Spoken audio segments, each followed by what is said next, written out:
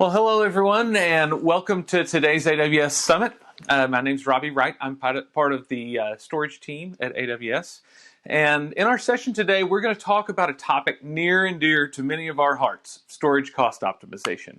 I know probably not the most exciting topic that you're going to hear about today, but it's something that's very important as we start to look at how we optimize our infrastructure, how we think about an ever-growing amount of data that we've got to store, and the growing value of that.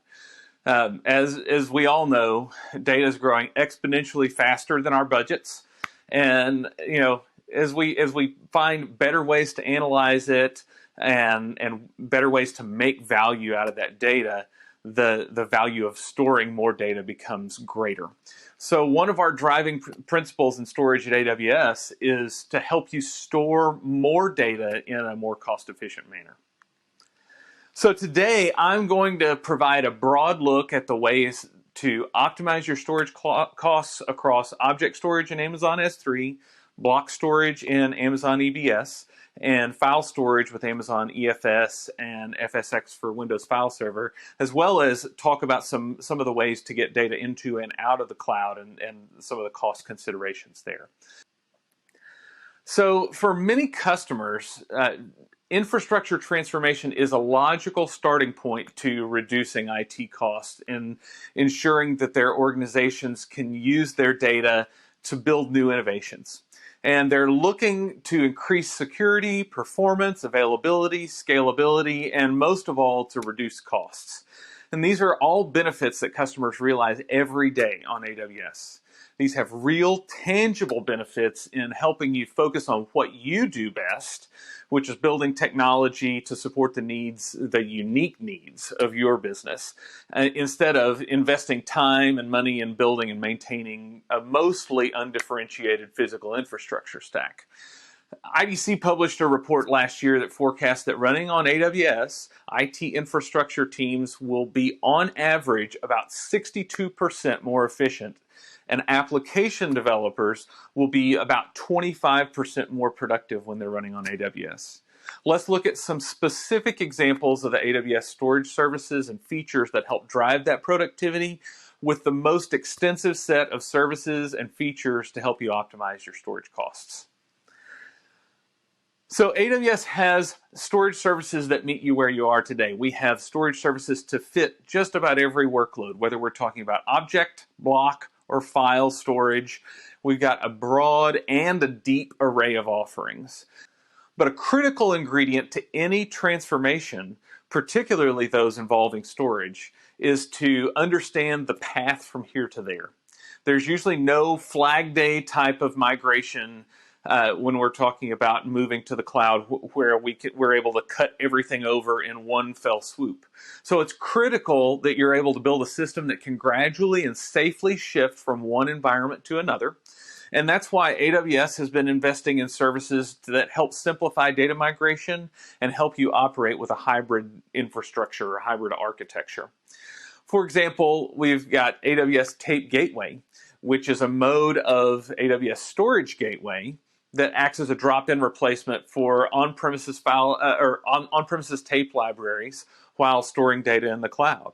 Or we have the File Gateway mode of AWS Storage Gateway that offers you a seamless way to connect to the cloud to store application data files and backup images as durable objects in Amazon S3. File Gateway offers an SMB or an NFS-based access to that data in S3 with local caching in your data center or in your location.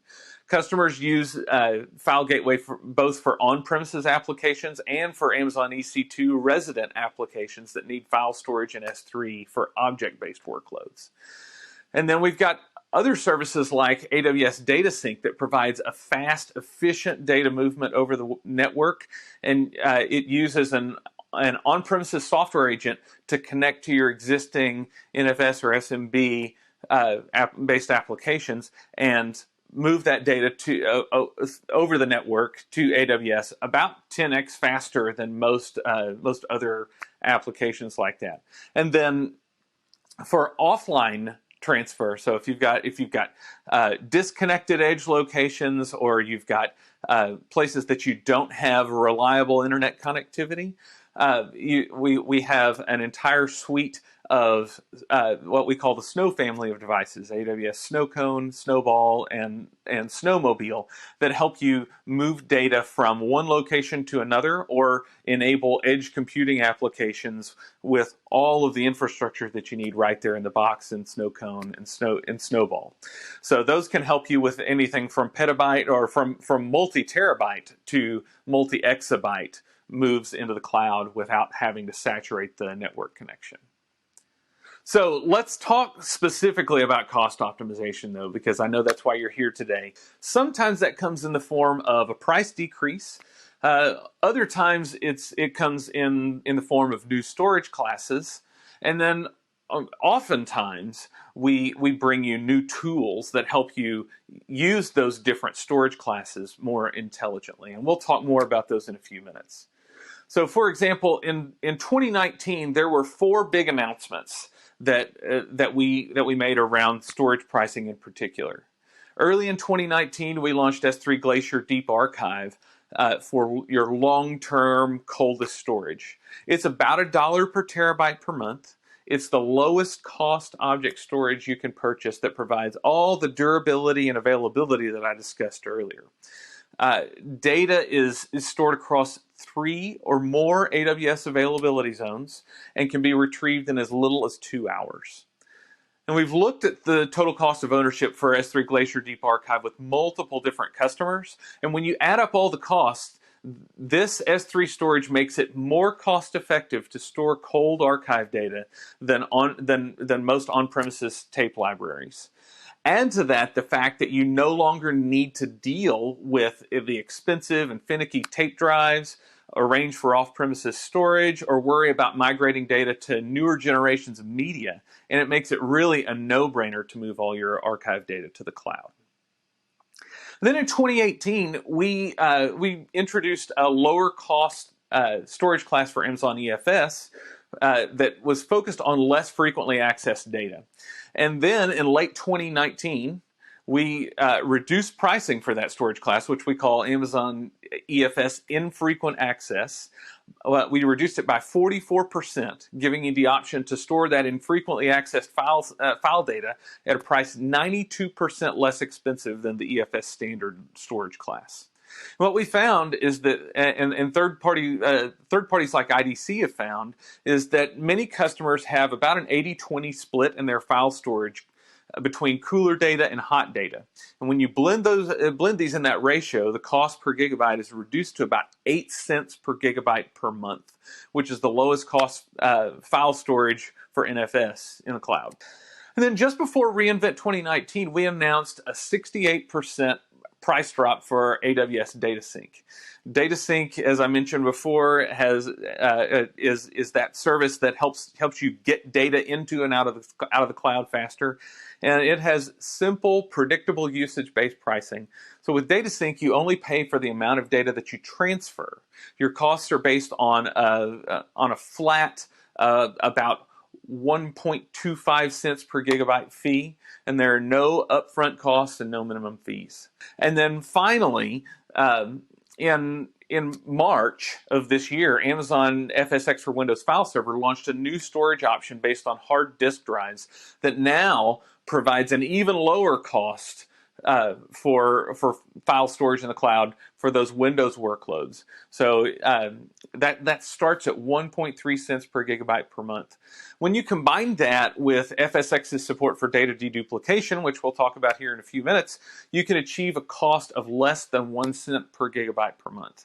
And then in June, we also added the capability to increase storage capacity and change the throughput capacity of your file systems in FSx for Windows File Server with the click of a button.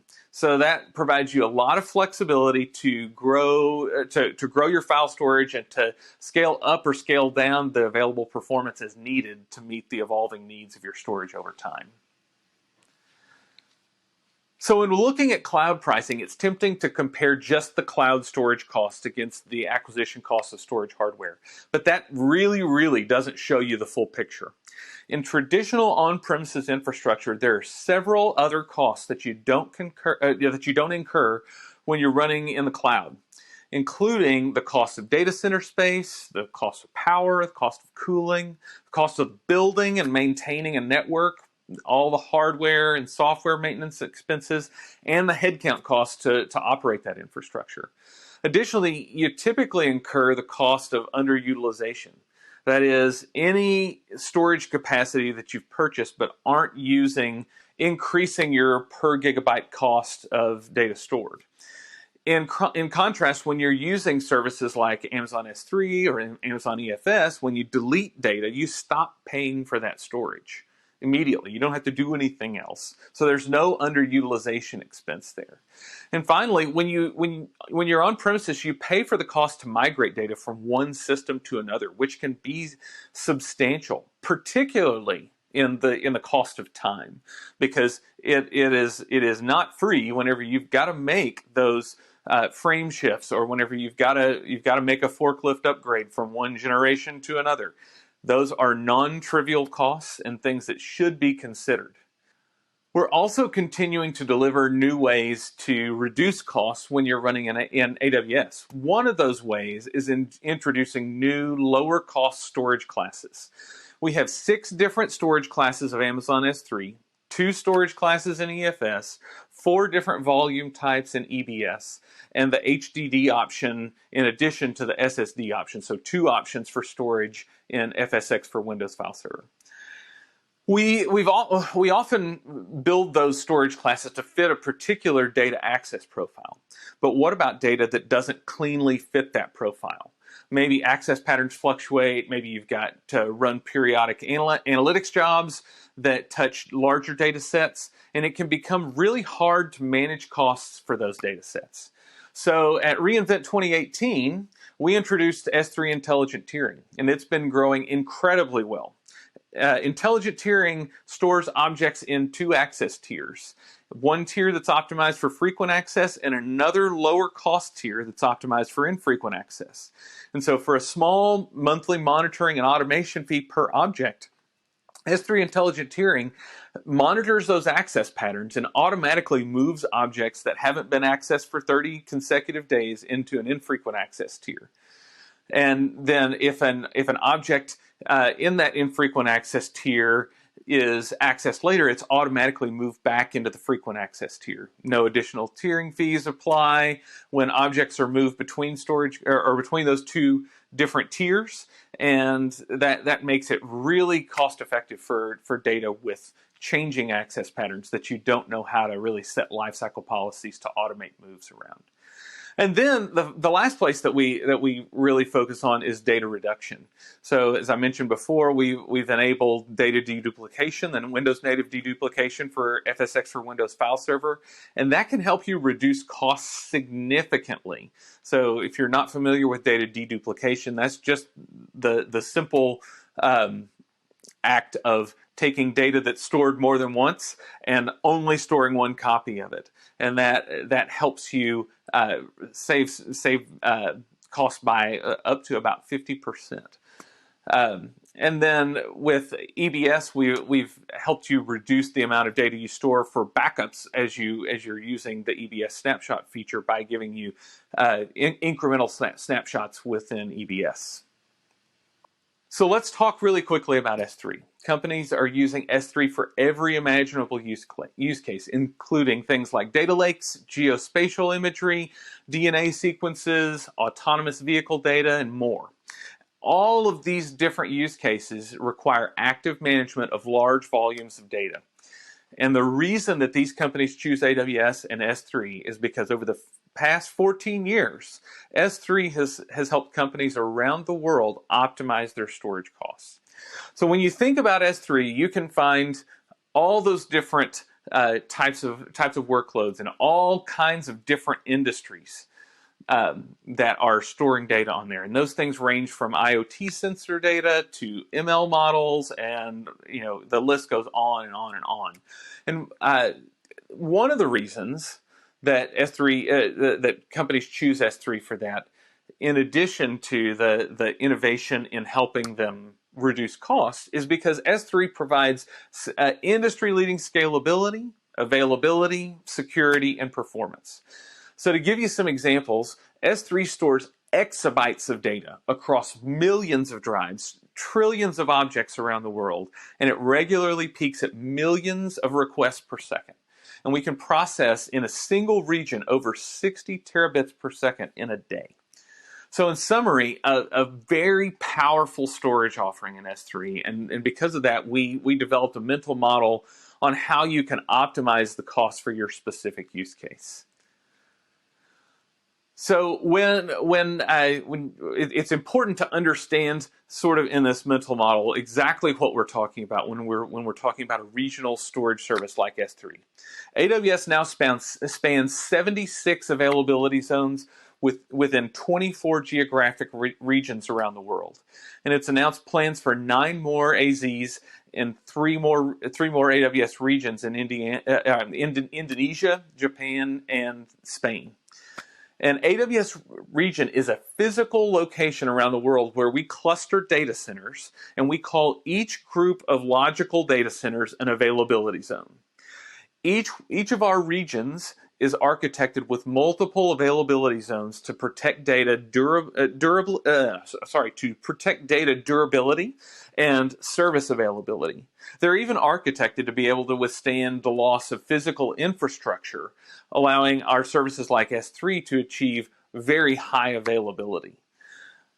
S3 storage classes redundantly store your objects in multiple devices across a minimum of 3 availability zones in an S3 region before they return a success. And every S3 storage class except for the S3 one zone IA storage class is designed to sustain data in the event of an entire S3 availability zone loss. So there's no single point of failure. So that's a quick deep dive into S3's operational performance to help you understand a little bit of the framing around this service. So when it comes to optimizing your storage costs in Amazon S3, we like to think about 4 pillars or steps. And today we're going to focus primarily on a couple of those. But the first pillar is defining your application requirements. It's really important to understand application requirements because every application is different.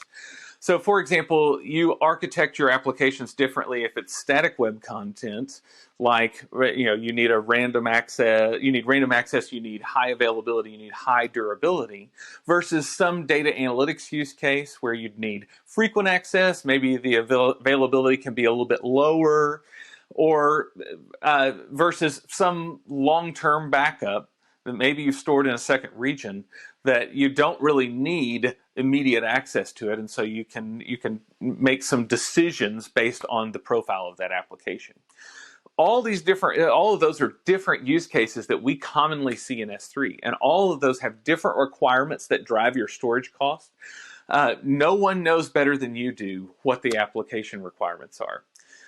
The second pillar is around organizing your data, and it can be very powerful to organize your data from the beginning if you want to effectively optimize cost. S3 has some great ways to organize your data on a granular object level with things like object tagging, and then we give you the ability to control access and optimize costs at that more granular object level. And we'll show you a little bit about how to do that. The third pillar is about right sizing. And when I talk about right sizing, it's really all about choosing the right storage class and the configuration that your application requires. And then finally, the last pillar is about how to monitor your storage and check your choices, analyze what's the best storage class for your current workload, and then tier your storage from one storage class to another in order to optimize your storage costs over time. We have tools like CloudWatch Metrics, AWS CloudTrail, and then even S3 native tools like S3 Storage Class Analysis that will help you do that. So the important takeaways here are, first, you know your application best. Second, it's a continuous process. So let's dive into it. All our storage classes are on a pay-as-you-go model. There's no upfront commitment. You scale up and you scale down as you need. If you know that your data is active and frequently accessed, it may be and that it may be deleted within a month, S3 Standard is the best choice. It's designed for 99.99 availability. It has milliseconds of latency. It's protected against a single AZ loss, as most of our storage classes are. But if you know that your data is less frequently accessed and it's not going to be deleted within a month, you can probably use S3 Standard IA, which stands for infrequent access, to save up to 40% of the cost compared with S3 Standard, but with a retrieval fee for when you access the data and a minimum storage duration of 30 days. So also, if your less frequently accessed data is reproducible and cost is more important than higher durability and availability, then you can use S3 One Zone IA, which stores data in a single AZ with that inherent risk of data loss if we were to lose an entire AZ and it happened to be the AZ that your data was stored in. But that comes at a 20% lower cost than S3 Standard IA. So if you've got backup data or something like that that can be easily recreated, S3 One Zone IA is an option as well. You can also automatically move objects via S3 Lifecycle policies from any S3 storage class into a lower cost S3 storage class, including the S3 Glacier and S3 Glacier Deep Archive storage classes. And if you don't want to think about access patterns, or you have data with unknown or changing access patterns, you would use S3 Intelligent Tiering instead of other S3 storage classes. If you're not sure, you don't want to spend the time and resources figuring out the data access patterns of your storage, and you'll retain your data for a minimum of 30 days. So but let's emphasize that there are that two of these storage classes, there's nothing else out there like them today. So S3 Intelligent Tiering is the only storage class in the cloud that will automatically move data up and down between two different tiers of storage for cost optimization. And S3 Glacier Deep Archive gives you the lowest cost for a multi-AZ redundant storage available in the cloud today. So, we've talked about storage classes and access patterns, but a lot of you are probably out there thinking, well, I don't even know what my storage access pattern is. How do I find out what it is? There are two design patterns that we see often in finding those storage access patterns. One is to use S3's building blocks with S3 storage class analysis, and that's a feature or tool available to you that that'll classify your data based on its access patterns. So it'll tell you whether it's frequently or infrequently accessed and when. So using that tool in combination with S3's lifecycle policies works really well for predictable use cases where the age of the object indicates the access frequency. So the older the object is, the less it's accessed. Customers first store data in S3 Standard, then they turn on storage class analysis. They let it run for 30 or 45 days and observe and analyze that access pattern, and then you get a set of recommendations that tell you after a certain number of days, most of your storage within that resource that you've monitored is frequently accessed or infrequently accessed, and then you move it away from or move it via a lifecycle policy. So you basically go in and set a lifecycle policy to move that data into a lower cost storage class. However, when we were talking about storage with changing access patterns, or maybe you just don't have the time to manually optimize that storage. So S3 Intelligent Tiering is a great way to optimize costs. You just put your data into the S3 Intelligent Tiering storage class, and we automatically move that data up and down between those storage tiers. And we've had a ton of customers that have been very happy with that feature because it's really a set it and forget it kind of option that makes their job a lot easier. And but really effectively managing your data in S3 is a key to optimizing costs. And we've given you all of these different storage classes and these ways to do it, and the tools. So you need to utilize that tool set, utilize the different storage classes effectively, and make it where you can actively manage that data or put it into S3 intelligent tiering and let us manage it for you. We've also developed a number of other capabilities like Amazon S3 inventory that allows you to audit and report on replication and encryption status of the objects for your business for compliance and regulatory needs. And as I talked about, S3 storage class analysis is a great tool to help you figure out when to set those lifecycle policies to move data. We also have other tools like S3 batch operations that allows you to perform large-scale operations across millions or billions of S3 objects without having to write your own custom code. So that saves time, it saves money, and really helps you get things done a lot faster and more reliably. And I want to move along here because, just in the interest of time, to talk a little bit about Amazon EBS and some of our file offerings.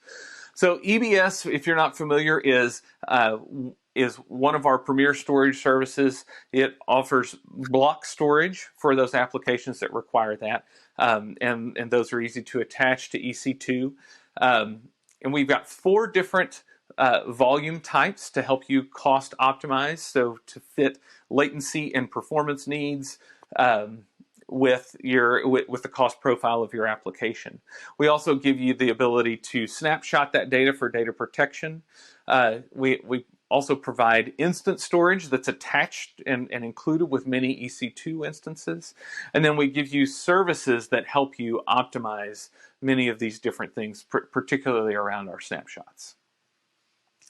So most EBS environments that have been up and running for a period of time have some room for optimization. The largest culprits are typically detached volumes, idle volumes, and old snapshots.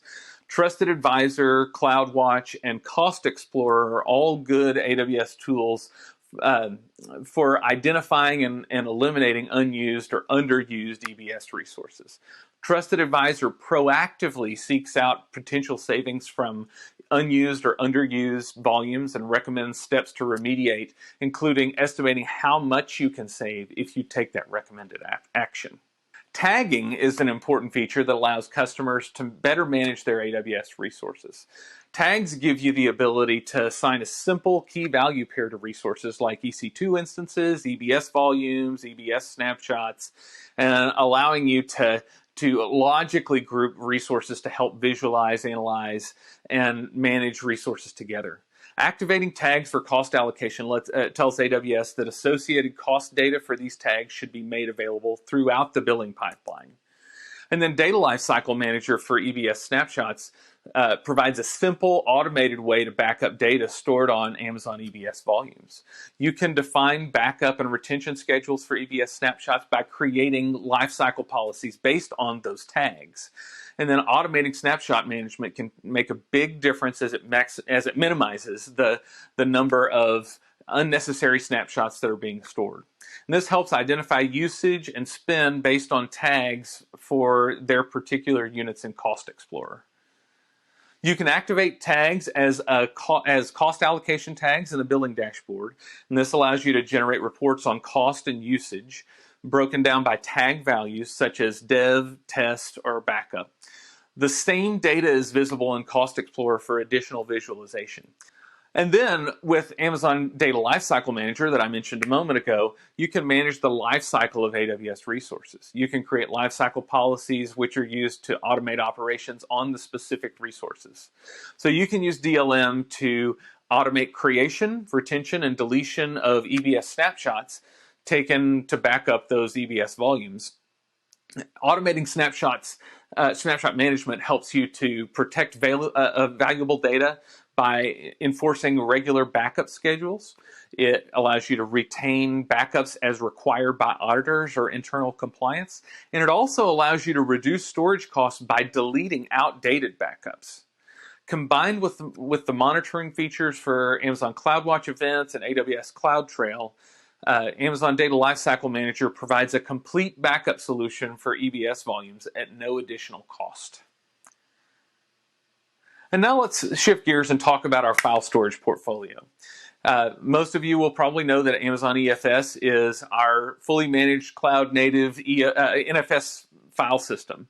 And it gives you a lot of different capabilities in helping move existing applications based on Linux or other NFS-based platforms into AWS without having to make a lot of changes to those applications. But one of the things that we heard about EFS is that it was customers were concerned about the cost, and so we now have EFS infrequent access as a storage tier of Amazon EFS that makes it really easy for you to save costs on those files that are less frequently accessed. And we've given you automation tools to help manage the movement of data into EFSIA.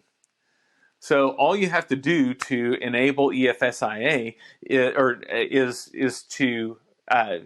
to set up a lifecycle management policy.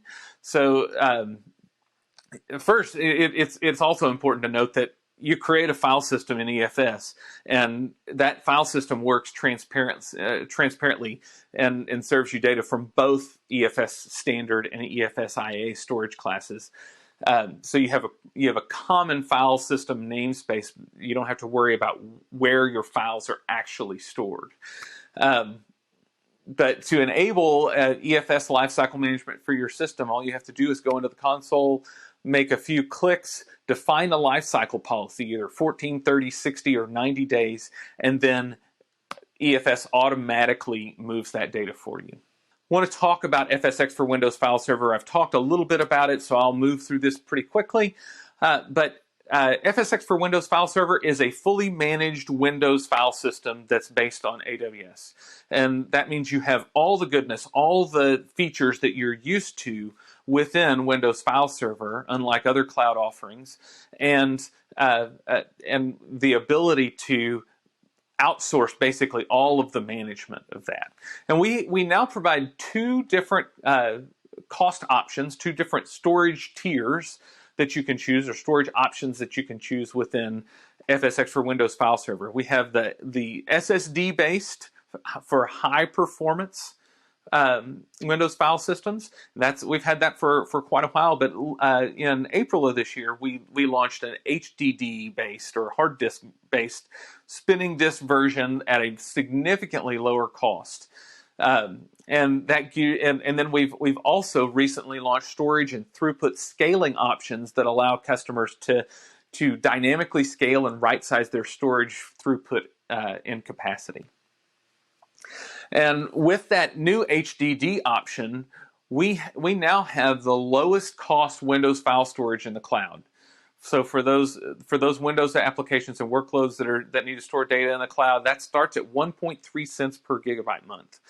And then when you add into that the support for data deduplication and user quotas and that HDD option alongside all of that, you can get that cost well below 1 cent per gigabyte per month. So to sum it all up, I want you to walk away realizing that AWS provides the leading storage services for virtually all of your workloads, from data lakes and analytics to machine learning, enterprise applications, backup and archive, you name it. We have a storage that is a good fit for that. And the overall TCO is drastically lower than you are or were spending on premises. But once you're using AWS storage, whether S3, EBS, EFS, FSX, you can continually optimize your costs to save even more. And AWS will continue to innovate to provide more ways to optimize your cloud storage costs. From understanding your application requirements, automating cost and capacity, and optimizing workloads, I hope you've discovered new ways to optimize your storage costs. If you want to learn more, take advantage of our AWS training courses to dive deeper into any of the topics that we discussed today. Those are available all the time at aws.training/storage. And there's some great content out there, 45 different courses that are available to you. So encourage you to take a look at that. And with that, I want to thank you for your time today. Appreciate you spending the time with us, and we look forward to talking to you more in the future.